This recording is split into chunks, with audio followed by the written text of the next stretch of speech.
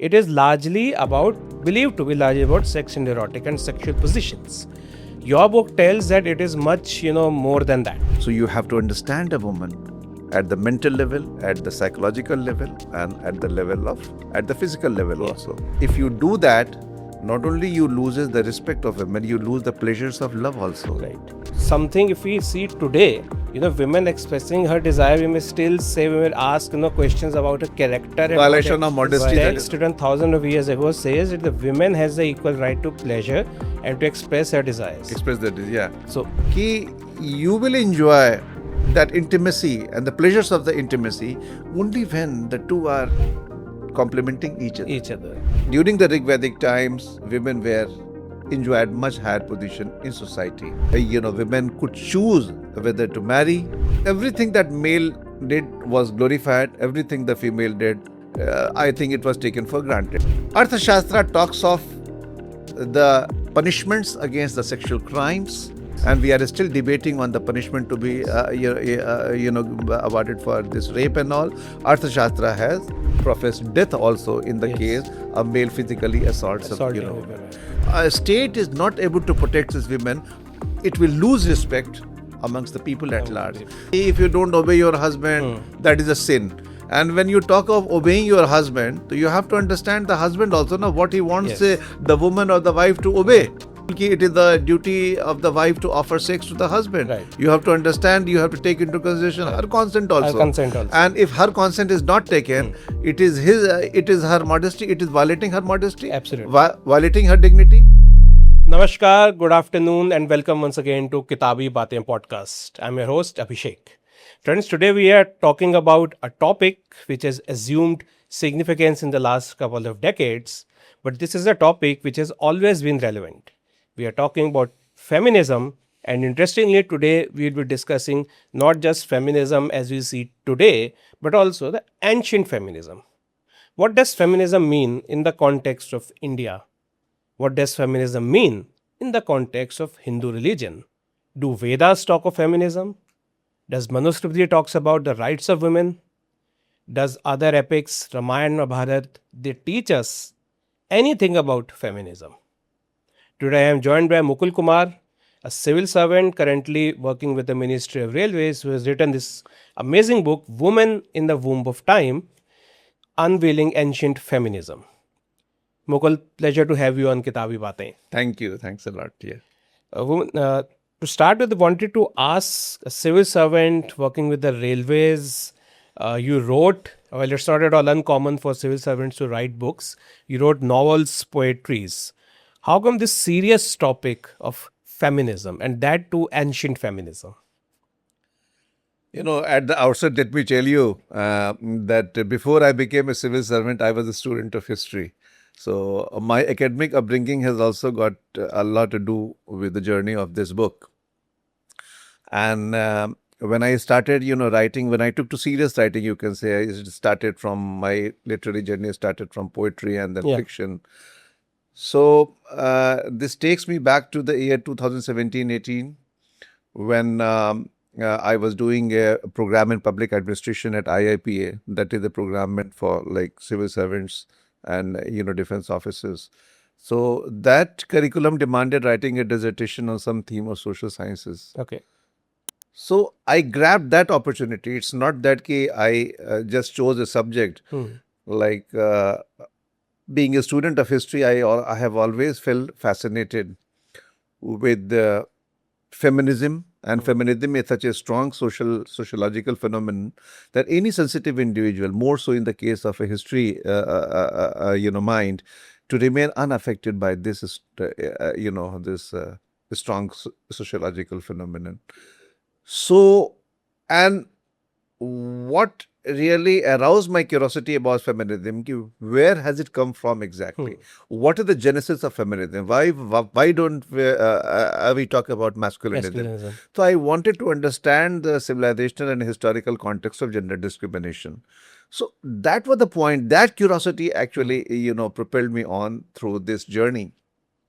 So I think it was my history mind and this curiosity that gave birth to this book. Right.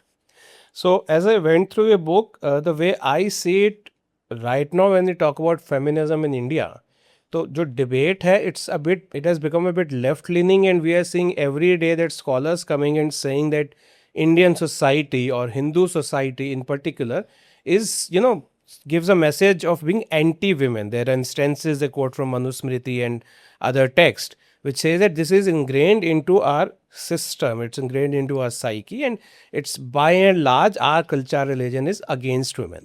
Though your book suggests otherwise, that there are many instances wherein women are given an equal place in the society, in lot many things. So, and we have looked at it from the point of view of the various texts over a certain period of time. So let's start with the Vedic era, wherein, as you mentioned, lot many the shlokas and other hymns give us a message of women being an equal part of the society. So, if you can tell a bit about that, how are women treated in the Vedic age? Vedic age, also I will segregate into two parts, like early Vedic age, that is Rig Vedic age, Yes. and the later Vedic Later age. Vedic age. Because the status of women differed, in the two stages, in these two phases remarkably. And coming to early Vedic phase, I think women enjoyed much greater amount of freedom, much greater opportunities with regard to education, marriage, even they exercise inheritance right, property Yes. rights also. So early Vedic, whenever we talk of ancient feminism, I think Rig Veda is something that is the period that is naturally glorified Yes. in the discourse of ancient feminism. And this I, happen to be knowing much before I, took to writing this book by way of my academic upbringing. But when I started researching exactly how it has progressed, Yeah. so that is an accepted fact. I think it is, putting a kind of a stamp on that knowledge. As I went deeper and deeper into the subject, there's no denying during the Rig Vedic times, women were enjoyed much higher position in society. Right. And when I talk of the hymns and all composed by, exclusively composed by women, I talk about certain scholars, but the story doesn't end there. When you go like to the ground realities, you find even in everyday sphere, domestic sphere also, like, women could choose whether to marry or whether to go for the intellectual pursuits, academic pursuits. That I have cited many instances where the women have chosen not to marry and instead chosen to, go for the intellectual pursuits. But even within marriage, and now I'm coming to like the domestic sphere, even within marriage, women enjoy a greater amount of freedom with regard to choice whom they are going to marry. That is something really very remarkable about the early Vedic times. And then education, and then marriage, and the property rights. Yes. Considerable amount of property right, which gradually deteriorated over time. So early Vedic, period is definitely a period where women were accorded much higher status, much they were accorded dignity in the society. That started, of course, changing with the passage of time, as the patriarchal framework got stronger and stronger, and patriarchal rigidities were completely, you can say society was steeped in patriarchal rigidities. Caste also played a major role, about which I think we will be talking during the course of the conversation. Yeah. So one important point you said, that in the Rig Vedic period, things were very good for women, so to speak. They had got equal rights and everything. उसके साथ साथ Relatively good. relatively good. उसके साथ बात करते हैं, after that period things were not that great. और उसमें एक aspect आपने जो first chapter में लिखा है वो ये भी है कि however all of this was in the context of a patriarchal setup. कि जो setup था वो patriarchal ही था. हाँ, women had lot of freedom and lot of dignity. So one is why you think it was, what was the reason for this being a patriarchal setup, and क्या आपको reason सकता है deterioration of the status of women post Rigvedic period? Reason for patriarchal setup, I think my first chapter explores is in-depth exploration of this question, basically, and that is the genesis of this book. Why feminism? I started, this journey from The Second Sex, written by Simon de Beauvoir. That is the most authoritative work written Yes. on, I think, when we talk of understanding the gender discrimination. And there she explains the labor performed by men and women in terms of transcendence and Yes. immanence. When we were, hunter and gatherers, it fell upon male by way of the superior physical strength to venture into the forest and the mountain, kill animals, and bring the meat that was our staple Yeah. in in those times.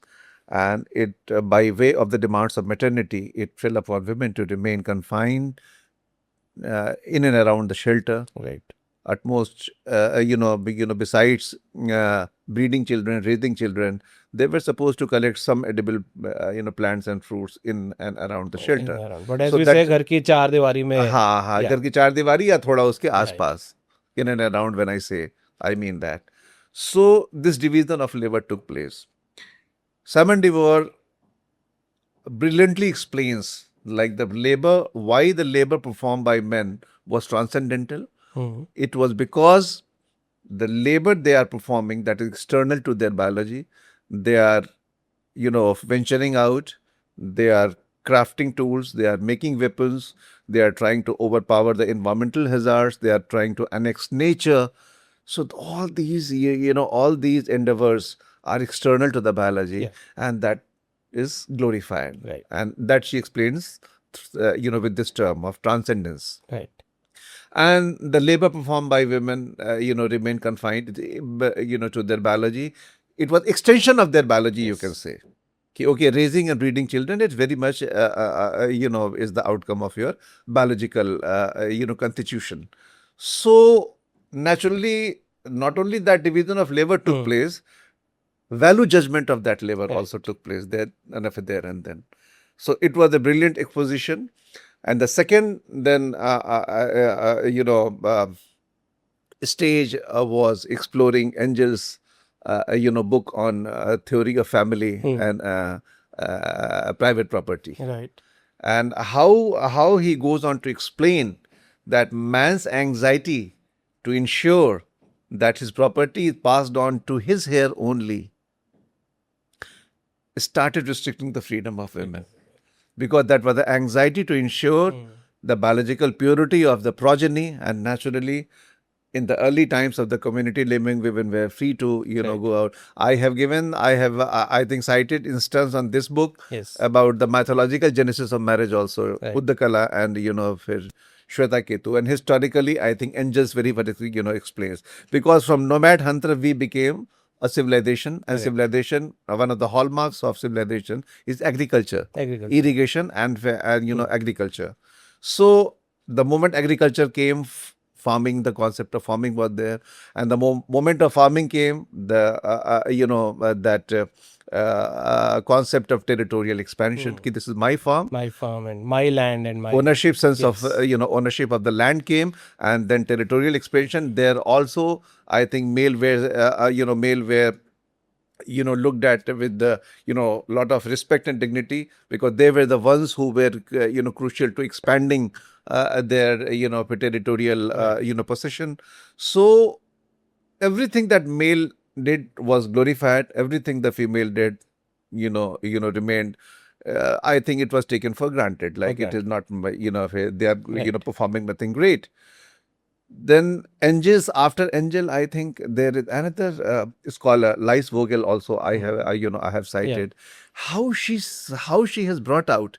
I think it is one of the most pivotal strands of ancient feminist discourse, when she says how that labor performed by women enabled men to perform the labor outside, work, Right. in the outer sphere, outer world, and how that brings surplus value to their labor. Right.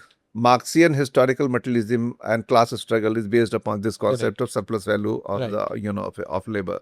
So that was a brilliant So that is like recognizing their contribution, that because the women is doing this, yes. that is enabling the man to do what he is doing. To work. So, And still, देखिए, we are still talking about monetizing Yes. the domestic labor Domestic performed by women, and one of the pivotal, you can say, concepts of modern feminism also, and Lies Vogel has explained it in terms of the ancient feminism also. Right. So if you are to understand, if you try to really set up the context of the gender discrimination, I think it becomes amply clear, and that was a very thrilling experience for me. Yeah.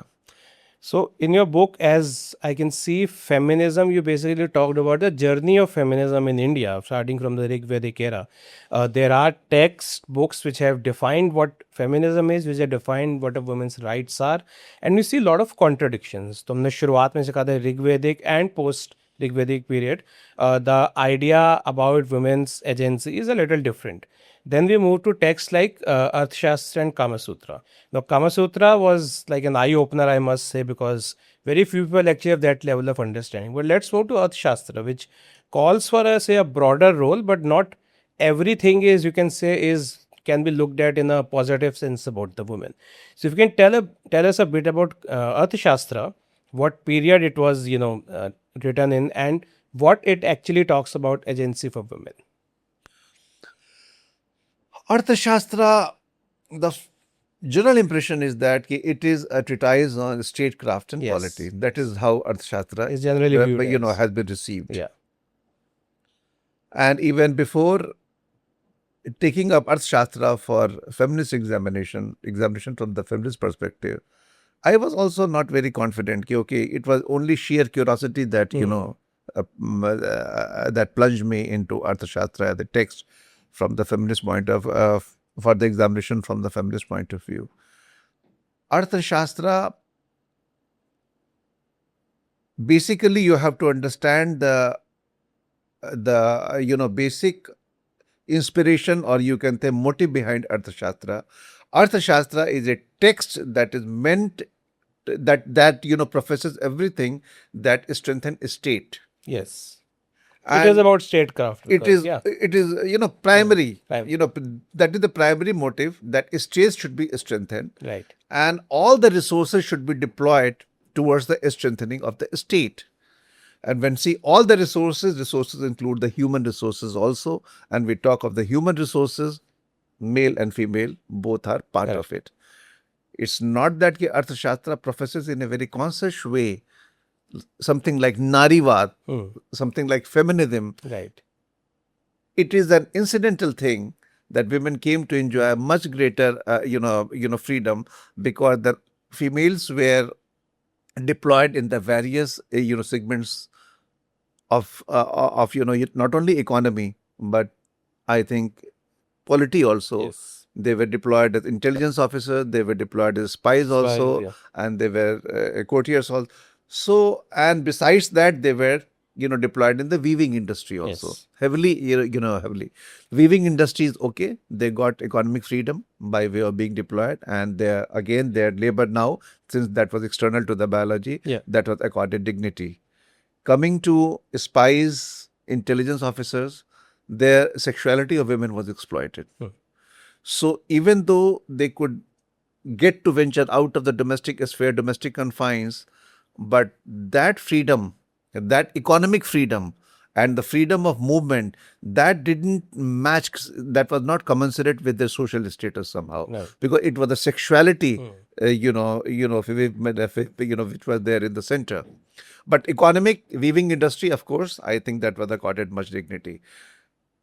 There, I think you have to understand the dichotomy between the economic freedom and the social freedom. I have done a very dispassionate analysis. Yes. I'm not glorifying Arthashastra, but where I find Arthashastra brilliantly resonating with the modern feminist discourse is the intervention of the state towards the protection of women.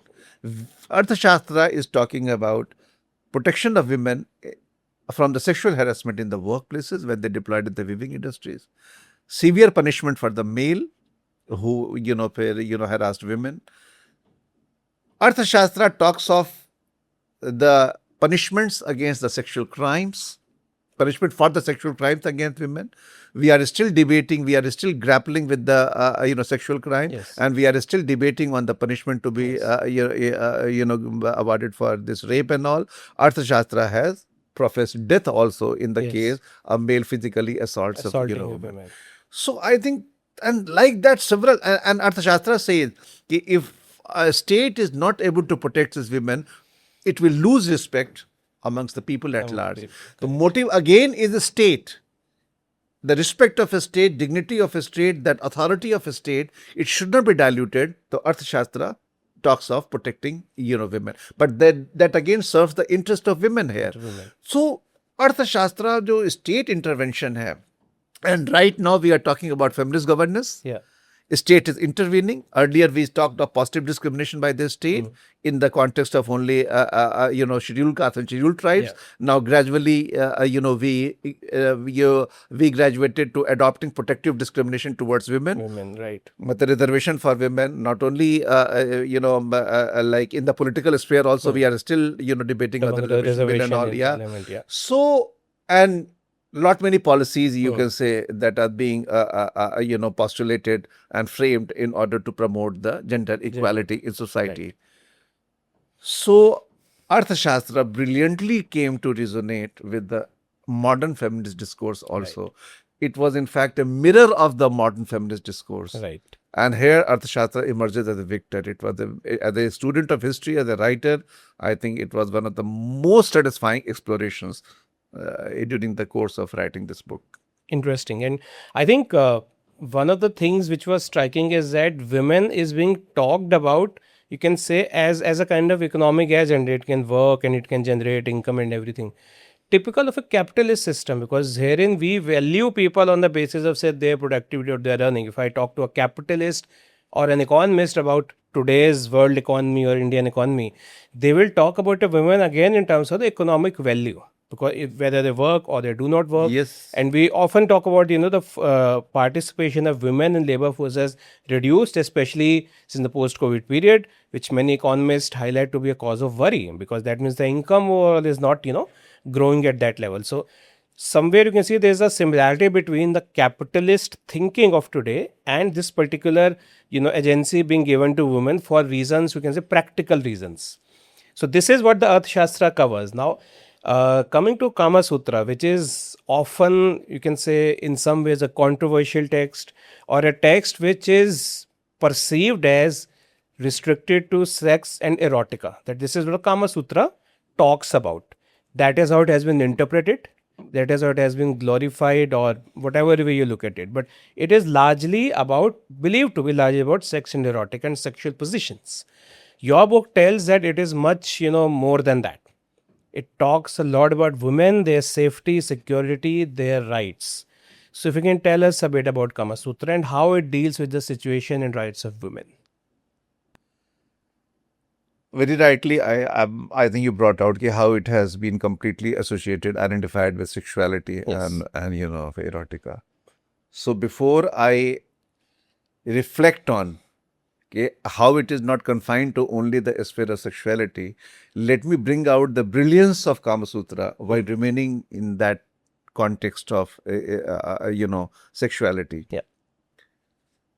Even in the sphere of love, relationship, and intimacy, Kama Sutra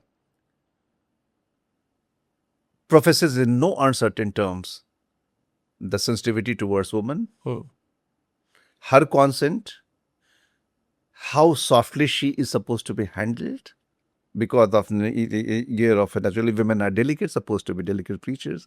So you have to understand a woman at the mental level, at the psychological level, and at the physical level also. And you don't have to violate that. And it says that if you do that, not only you loses the respect of women, you lose the pleasures of love also. Right. We are still talking about marital rape. Yeah. That is a reality. That is a dark reality which is hidden under the truth. No means no. In the movie Pink, how yes. movie concludes on that note. These things, even when you approach Kama Sutra, while being limited to the sphere of sexuality, I think again it is absolutely. I think revelations are absolutely brilliant. Now let me go beyond that context. I try to understand the domestic life, general life of those times, times of Kama Sutra, that is the Gupta period time. Yes. Though the text was supposed to have been written much earlier, but the Vasana compiled it during this Gupta Yes. times, and Gupta times was a very flourishing times in terms of material prosperity, in terms of like flowering of art and Considered culture. as a golden Yeah, age, the in golden fact, yeah. period of Indian ancient history. So when I started understanding the domestic life, women enjoy absolute command over the household economy. Yeah. And when I say household economy, it is agriculture, it is dairy farming. They could very well decide what crops are to be grown. They could very well decide how that milk is going to be harnessed, how much of butter is going to be produced, where the butter is supposed to be sold, how to capitalize on those products, Yes. dairy products and the agriculture products. And there was a concept in the ancient Indian times of absentee male, absentee Yes. husband. Kama Sutra, absentee male, when we say, whenever husband used to go out, he was supposed to make provisions for the wives and children in terms of resources. Yes. Okay, this much money has to be given to wife to for manage, and Running how the household and how she is going to manage the family in my absence. Kama Sutra, you don't have this concept, because women are inherently in the natural course, they are so empowered economically Yeah. that they don't need husband to be all the time there in order to get the resources for managing the family. That was a real eye opener when I visited the Kama Sutra. That is why I say that even within the realm of sexuality, intimacy, and love, Kama Sutra is a great feminist, but the great text from the feminist point of view. Absolutely. And when you venture out to reclaim the voices, feminist voices, I think Kama Sutra has been left out. So it is again one of the most satisfying parts of my this literary journey. These two texts, I have been able to break the stereotype. I have been able to break the stereotype, and I have, as a writer, I have been able to add some fresh knowledge to the discourse of ancient feminism. One of the interesting things in Kama Sutra is that, and this actually reminds me of a discussion at a book launch couple of years back, and a lady asked, it was launch of a book on desire, and the lady, one of the girls asked that, why is it that when it comes to sex and sexuality, the women's desires are put on the back burner? Why is the male dominates? And I don't remember the exact reply, but as I read your book, I sense that a woman has equal right to express her desire. Express her desire. Yeah. And something, if we see today, women expressing her desire, we may still say, we will ask, questions about her character. And Violation of modesty why that she is supposed to be true.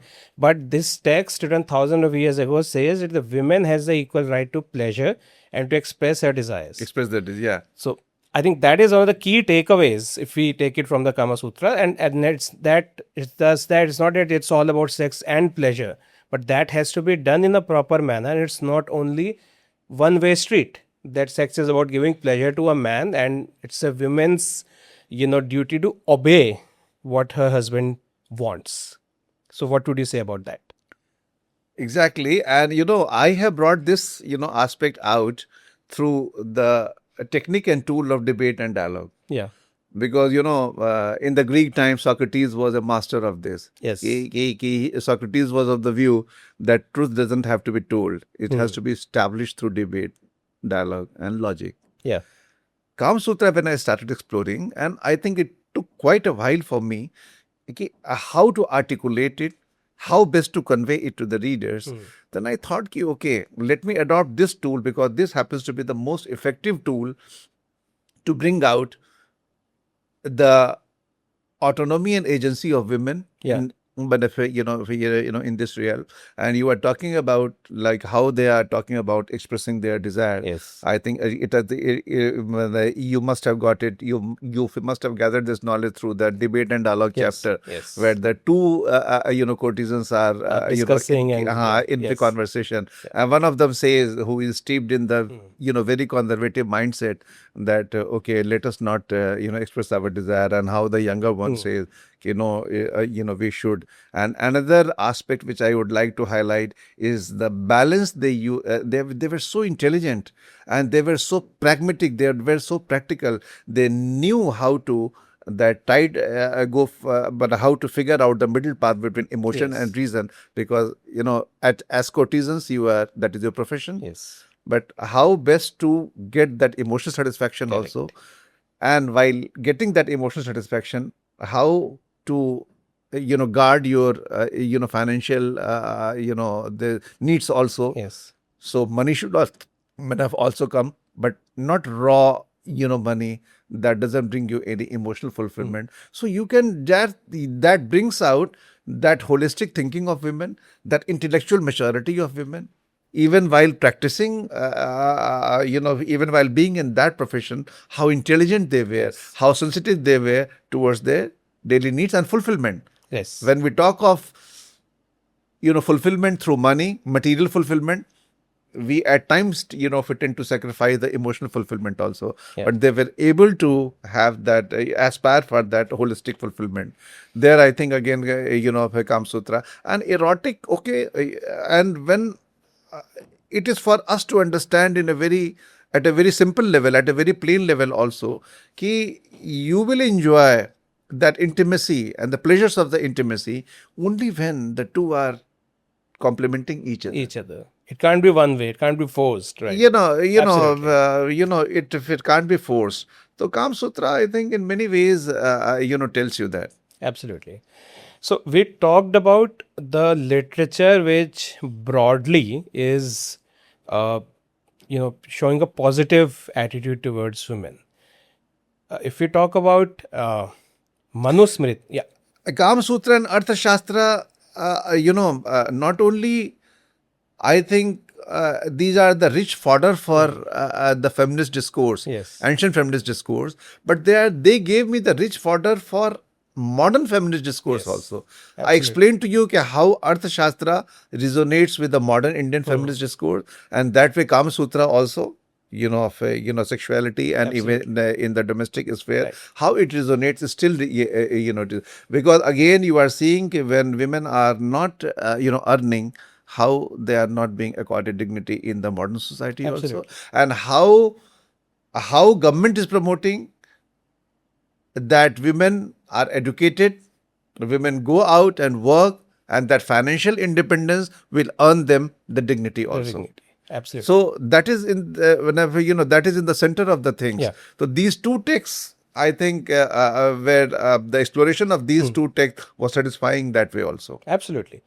So, whatever we discuss, but when it comes to feminism in India these days, it is being looked at a lens of Manusmriti. So, if you ask many feminists, and I'm not saying all, but if you talk of many feminists, they will quote the text from Manusmriti that see how much it discriminates against women, and that is how, and then they again blame either the entire Indian or the Hindu society for the discrimination of women. What's your take on that? What is the Manusmriti actually talks about? Is it contradictory or is it blatantly anti-women? How do you see that? I will answer this question in the relative terms, in the sense that Manusmriti, no, I don't deny that it is the most restrictive of the ancient texts Yeah. in terms of the freedom and dignity and respect accorded to women. But again, there are discourses, contradictory discourses also in the same text. Yes. On one hand, he says how women when they are young are dependent on their father, and how when when they gain maturity in their youth, they are dependent on husband, and how when they are old, they are children. dependent upon their then what I. But again, in the next shloka, immediately after that, you get a shloka where women are not respected, prosperity will never come. Yes. So these two, I think, are quite contradictory to each other. Yes. But having said that, let me accept that Manusmriti is basically predominantly patriarchal in its tone and tenor, and the general discourse is inclined towards patriarchy, Not only patriarchy, caste rigidities, Yes. also, and the intersectionality of caste and gender, that is altogether a different sphere to be Yeah. explored.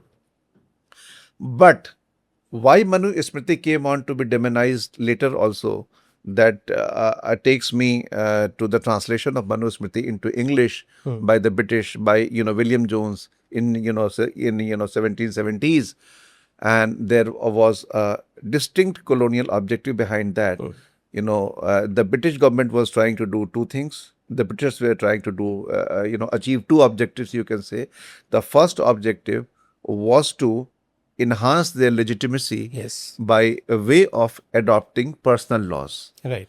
And when they visited this, ancient India, because the Indic scholars were the many, I think, Western scholars, British scholars have explored this ancient, literature also. Manu Smriti again suited their objective because it was like patriarchal in nature. So they thought, okay, and it was foundational text of moral and social order. It was more prescriptive than any other text, Manu Smriti. Right. So that suited this objective also. Right. But the ulterior motive was, again, it served their divide and rule. Right. Because it was caste rigidities. Right. Manu Smriti, in no unmistaken terms, it professes caste rigidities. And we can create more fissures into the society. Yes, you can create fissures in the society. And divide and rule, of course, I think it is too obvious to be stated here. So Manu Smriti served this dual objective. On the one hand, it gave them, and it is not a legal code. Yeah. It was the Britishers that highlighted this as a legal code. It was the foundational text for social and moral order. And when talk about order, I think some kind of dominance. Order is always predicated upon dominance, you can say. So dominance में उसने patriarchy was already there. Manu amplified that, patriarchy in order to achieve stability in society. Then again, caste also. The caste and gender, both, I think, were governed by the, with those considerations that suited the colonial powers. So Manu Smriti, even when you dissociate it from the colonial perspective, remains the most restrictive of all the texts, even though contradictions are there. But those contradictions will still not put Manu Smriti in much brighter light, you can say. And when you couple it with this colonial thing, then you will fully appreciate that in the modern times, how and why Manu Smriti is perceived. Right. So this brings in important questions. Many texts which we say as rigid or patriarchal, would you say that there was a British hand in propagating those, because we just discussed that suited their agenda? Would you agree to that? And secondly, when we say all the problems of our society, whether it's caste system, whether it's patriarchy, do you look at them as a social problem in a sense, that is how society interprets it? I might have read Manusmriti, but I can disagree with something written there. And I may say that, okay, I do not believe in the superiority of man over women. So do you see this as a social problem, how society interpreted it and followed it? Or it's a religious problem that if I am a Hindu, I have to, believe in this and I follow it very rigidly because it is written in some sacred scripture. How do you see that? Coming to the first part of your question first, Colonial.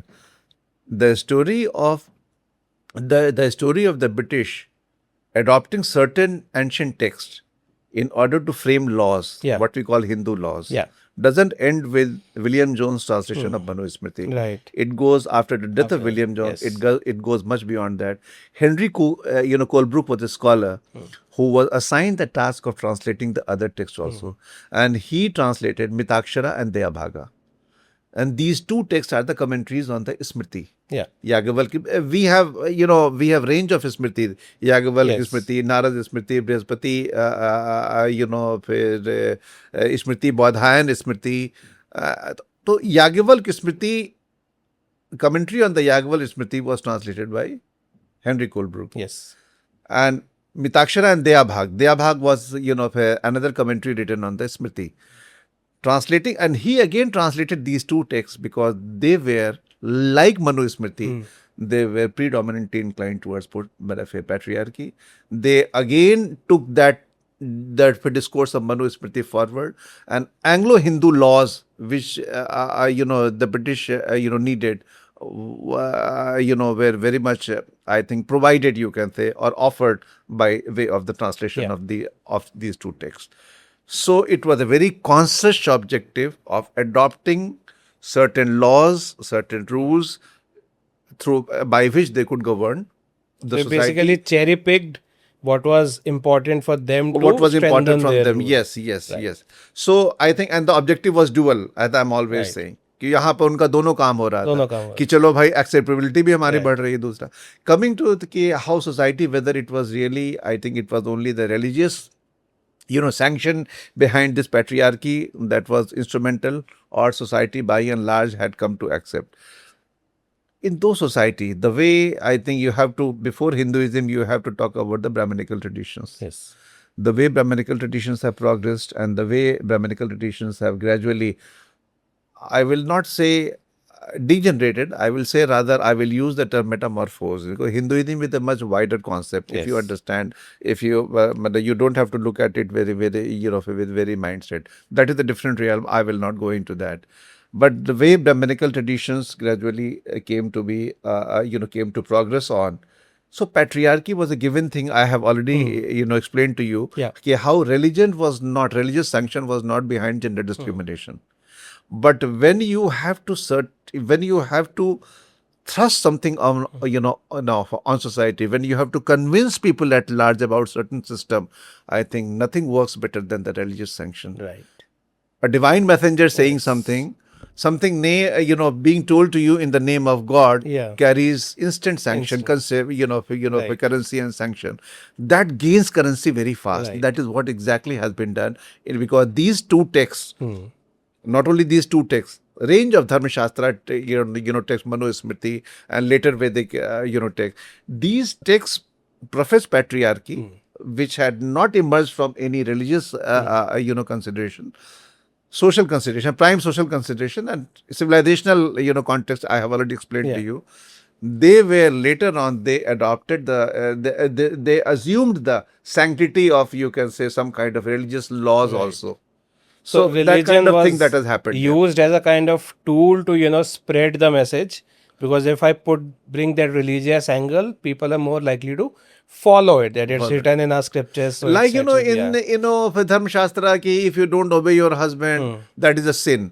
And when you talk of obeying your husband, so you have to understand the husband also, know what he wants Yes. the woman or the wife to obey. Right.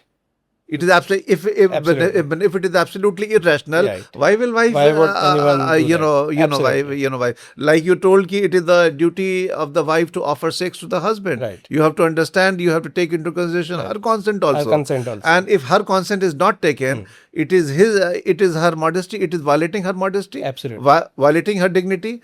So every marriage is also different that way. Correct. So a husband has to command the respect of women, Right. has to get that dignity from women in the natural course, from the heart. Right.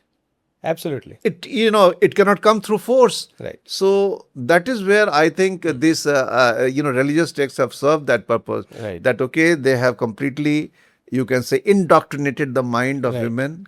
Okay, what may.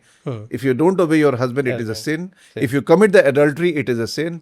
And they have given all sorts of punishments in the, Dharma Shastra, Absolutely. in order to intimidate women, you can say. Correct. So it is it is indoctrination, it is intimidation, basically. Right. So, okay. Second last question. We have a very rich, heritage, and when it comes to, say, intellectual knowledge, despite the contradictions, I can say broadly, the Hindu scriptures, there are many things which are pro-women, which talks about women's rights, women's dignity, women's rights and property, or anything for that matter. Why you think that despite having a heritage like this, despite having many women achievers in India, especially independent India, and even in the past, as we talked about Gargi and Maitreyi and how they engaged in spiritual debates, despite having a women prime minister, despite having women IAS, IPS officers since many decades and everything, why you think there are still many rights which are not accorded to women in the Indian society today? First, we have to understand the nature of the Dharma Shastric or ancient texts. First of all, they don't represent the ground realities in totality. They are basically prescriptive in nature. Right. Second, they are full of contradictions. Yes. So when I, took up this journey of reclaiming the feminist voices, I had to discern those voices that are pro-feminist. Yes. Same text will, offer you, like Manusmriti Yeah. is just one example, and the other text in the other text, you will get many such voices that resonate with the feminist discourse. So when you talk of reclaiming, so you have to discern, you have to discover those voices, and you have to basically sift Yes. in order to frame a feminist discourse that is historically materially grounded and historically informed. No. That is what this book is going to do. Right. So when we talk of framing a rich feminist discourse, we are doing two things here. This book is doing two things. First, it is importing the discourses, Yeah. pro-feminist. And second, what you are talking about, giving all those instances of exemplary women, those who have come to ignite confidence in the countless other women. Yes. This reminds me of the quote that one empowered woman empower many women. Many women. Maya Angelou says, I have one son, but I have thousands of daughters. Because that example really inspires, women. And not only Gargi and Lopamudra and all such scholars who have been able to, who have successfully aspired for intellectual pursuits.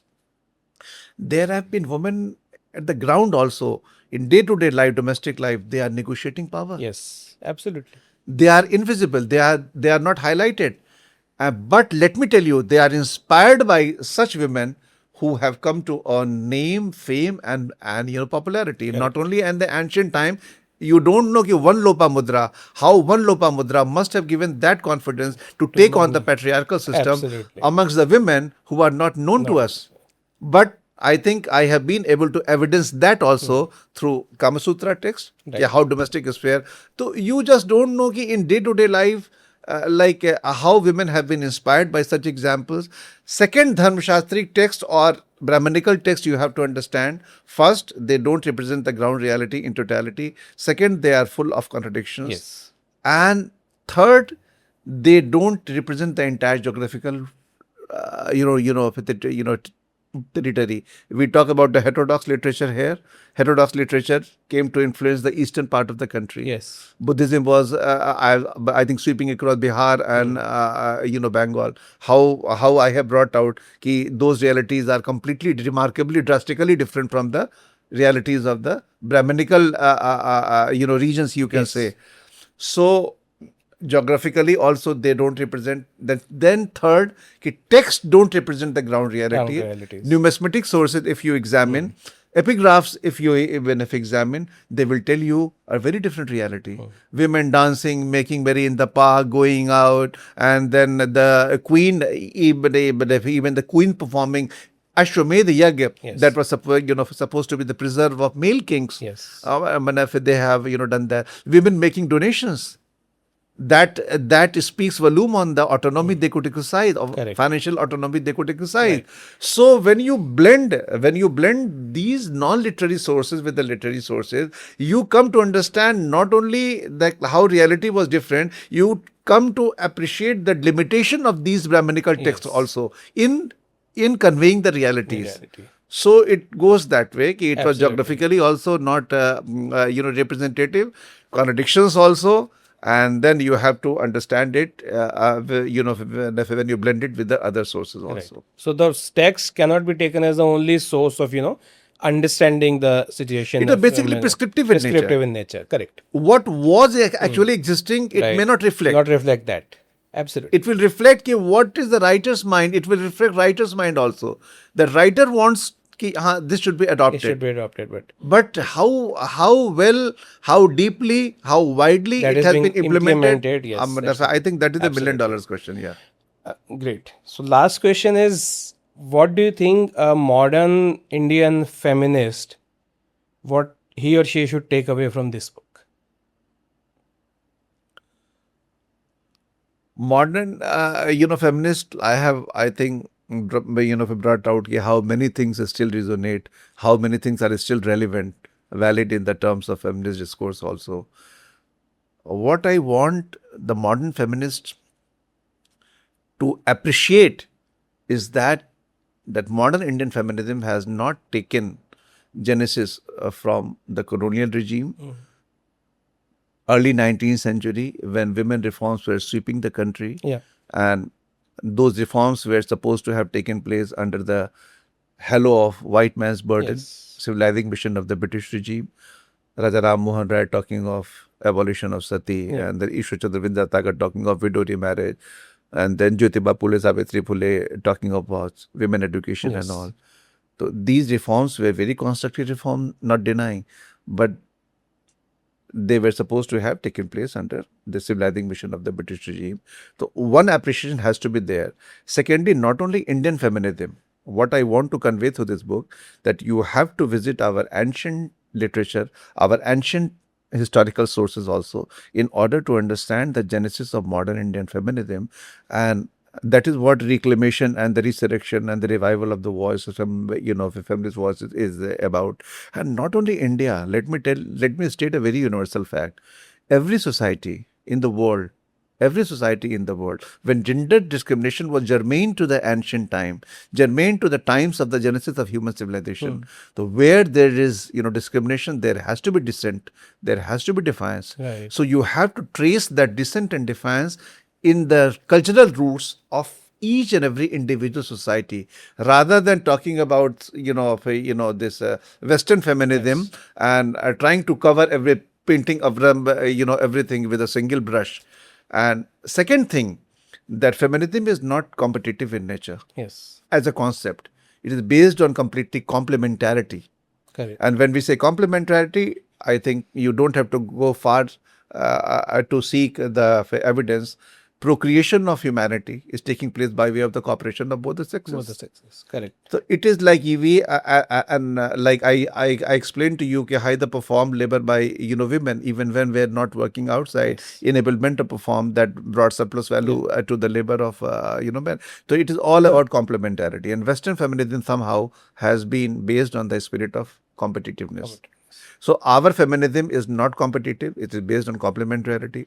Abolition of patriarchy doesn't mean establishing matriarchy. We are talking about gender equality. That is what Ardhanarishvara, the concept. It is a purely feminist expression. Let me say. Initially, that entire cosmic energy was conceived in terms of masculine gender, Shiva.